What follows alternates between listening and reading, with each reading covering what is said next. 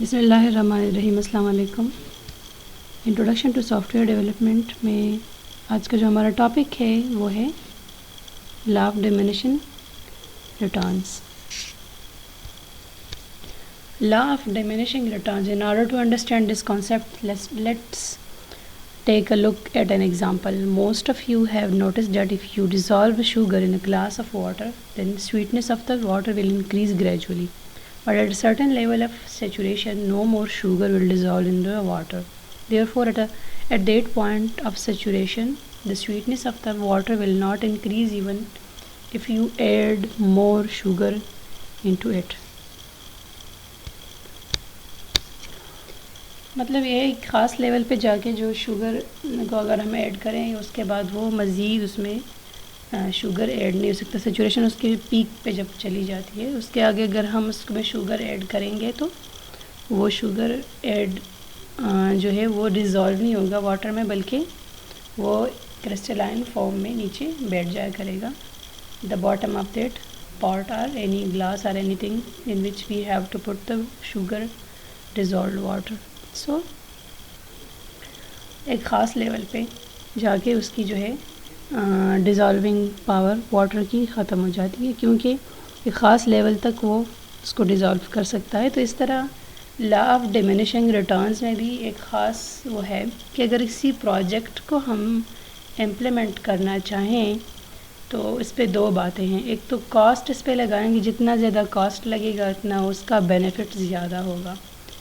जितना ज़्यादा हम उस पर एक्सपेंस लगाएंगे, जितना हम उसमें जो है ज़्यादा उस पर जो है ज़्यादा एक्सपेंस करना और या कॉस्ट हर लिहाज से, चाहे वो टाइम का है या चाहे मनी का है या कोई और तरीके से ना, उस पर जितनी ज़्यादा मेहनत होगी उतना उसका जो है बेनिफिट ज़्यादा होगा, मगर एक ख़ास हद तक। जिस तरह ये ग्राफ आप देख रहे हैं, यहाँ पे जो ग्राफ है, ये ग्राफ कॉस्ट इंक्रीज़ हो रहा है, बेनिफिट इंक्रीज़ हो रहा है, फिर cost increase and benefit increase at certain level, ठीक है।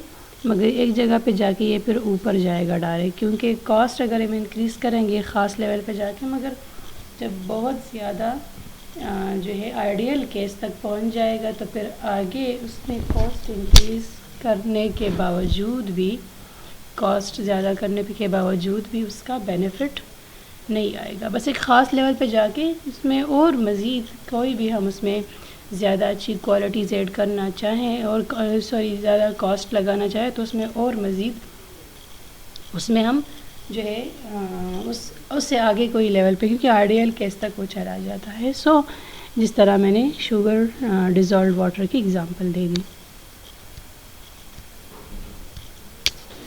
So the law of diminishing returns जो है कॉस्ट और बेनिफिट का जो है जो डायरेक्ट रिलेशन है, एक इंक्रीज़ होगा तो दूसरा भी इंक्रीज़ होगा, मगर एक लेवल पे जाके फिर बेनिफिट मज़ीद उसको हम बेनिफिशियल नहीं बना सकते। तो उस केस में फिर हम कॉस्ट अगर लगाएंगे भी तब भी उसका बेनिफिट इंक्रीज़ नहीं होगा इस केस में। तो उसके बाद इसमें मज़ीद जो है उसका बेनिफिट अगर जितना भी हम कॉस्ट लगाएंगे, इसका ये मतलब है। So this law of diminishing act describes the same phenomena similar to the case in software engineering. Whenever you perform any task like improving the efficiency of a system, try to improve its quality or user friendliness, then all these things involve an elements of cost. If the quality of your system is not acceptable, then with the investment of little money it could be improved to a higher degree. But after reaching at a certain level of quality, the return on the investment on the system's quality will become reduced. So हम इसमें मज़ीद अगर हम इसमें investment करेंगे तो quality को जो है वो मज़ीद इंक्रीज़ नहीं करेगा। सो उसका कोई फ़ायदा नहीं होगा। एक ख़ास लेवल पे जाके, एक सर्टेन लेवल पे जाके उसका फिर फ़ायदा नहीं होगा, क्योंकि वो पीक पे चला गया है, आइडियल केस तक चला गया है। तो आगे हम इसमें जो भी इन्हेंसमेंट या करेंगे, कोई इस पर कॉस्ट लगाएंगे, इसमें वो मज़ीद क्वालिटी जो है उसका बेनिफिट जो है नहीं होगा यूज़र के लिए। Meaning that the return on investment on quality of the software will be less than the effort or money we invest.